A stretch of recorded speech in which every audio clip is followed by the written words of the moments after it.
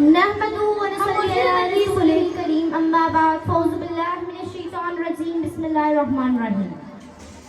چپ رہنے والوں چپ رہو گے کب تک، چپ رہنے والوں چپ رہو گے کب تک۔ ہے کوئی جو اعتراف کرے کہ ہم اہل کوفہ ہیں؟ جی ہاں، وہی اہل کوفہ جو ہزاروں کی تعداد میں ہو کر بھی حسین کی شہادت کا تماشا دیکھتے رہے، آج ہم بھی کروڑوں میں ہو کر ایک حسین کی شہادت کے بعد خاموشی سے پھر کسی حسین کے منتظر ہیں۔ ہے کوئی جو اعتراف کرے کہ ہمارے ہونٹوں پر خاموشی کا سایہ ہے اور ہمارے دلوں میں یزید وقت کا خوف ہے؟ کوئی جو اعتراف کرے کہ ہم اپنے حکمرانوں کے پیچھے تو ان کی برائیاں کرتے ہیں لیکن ان کے سامنے ان کے ایک نظر عنایت کے لیے ان کی شان میں قصیدے پڑھتے ہیں؟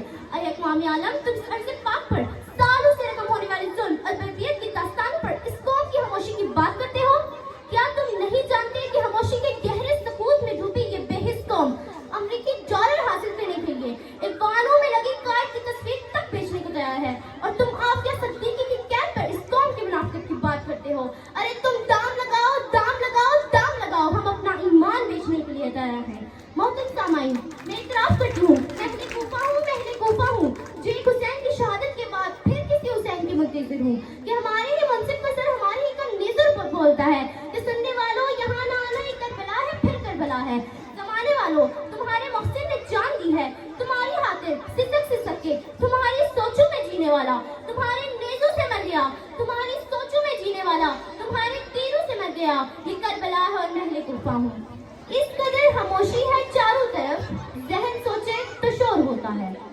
محترم سامعین، آج جو خاموشی ہمارے ہونٹوں پر رقص کر رہی ہے وہ خاموشی نہیں، وہ ایک پیام ہے۔ ہماری غیرت، اہمیت، احساس اور اتفاق کی موت کا یہ پیغام ہے۔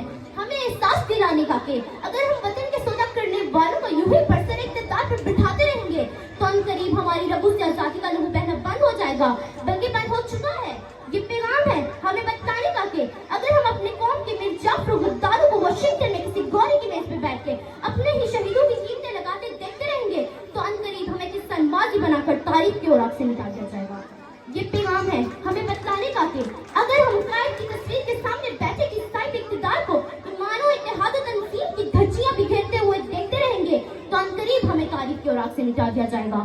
یہ پیغام ہے ہمیں بتلانے کا کہ اگر ہم اقبال کے دیش میں اس کے شاہینوں کو چٹانوں میں بسیرا کرنے کے بجائے وائٹ ہاؤس کی دہلیز پہ مشغولے اٹھائے دیکھتے رہیں گے تو ان قریب غیرت مند لوگوں کے اسلامی جمہوریہ پاکستان میں نہ تو غیرت رہے گی، نہ اسلام ہوگا، نہ جمہوریت ہوگی، نہ پاکستان ہوگا۔ محترم سامعین، یہ پیغام ہے، یہ ایک سوال ہے جو ہماری خاموشی کے باعث ہمارا ہی قبرستان بنتا ہوا یہ پیارا پاکستان اور ہماری ہی خاموشی کے باعث گولیوں کی بجھاڑ سے آئے دن لاش چیخ چیخ کر یہ سوال کرتے ہیں، کب تک ہمارے لہو کے خریدار ہمارے ہی سروں کی بولیاں لگاتے رہیں گے؟ کب تک ہمارے لہو کے خریدار ہمارے ہی سروں کی بولیاں لگاتے رہیں گے؟ کب تک تم خاموش رہو گے؟ کب تک حسین گردنیں کٹواتے رہیں گے؟ محترم سامعین، مایوسی کفر ہے اور شیطان کا کاری ہتھیار ہے۔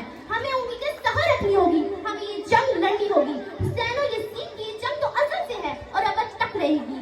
اب اس قوم کے نوجوانوں میں وہ جذبہ ہے جو خاموشی کے سکوت کی پاش پاش کر دے گا کہ ہر نسل کا آنے والا نوجوان اس عزم کو لے کر پوری دنیا کے سامنے کھڑا ہو سکتا ہے۔ مانا ہمارے لب پر خاموشی کا سایہ ہے، مانا ہماری ہڈی میں تھوڑا فرق آیا ہے، مگر اے دشمن دل غمزدوں پر مسکرانا مت، تمہارا تازیانہ قرض ہے ہم پہ بھلانا مت۔ ابھی تو بے قصوں کی آخری تلوار چلنی ہے، ابھی تو شام ڈھلنی ہے، ابھی تو شام ڈھلنی ہے، ابھی تو دیکھ لے مجھ پہ جنوں کا ورد طاری ہے، ابھی تو جنگ جاری ہے، ابھی تو جنگ جاری ہے۔ شکریہ۔